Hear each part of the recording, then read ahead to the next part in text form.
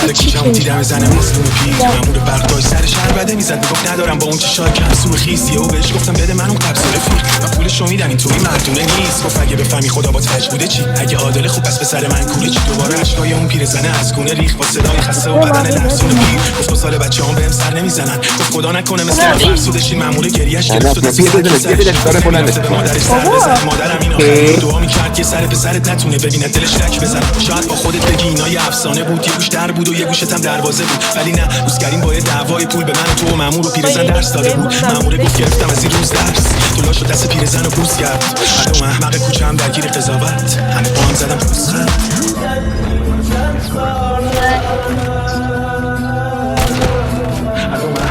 درگیر قضاوت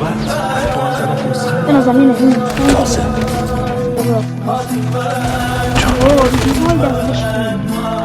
خوبی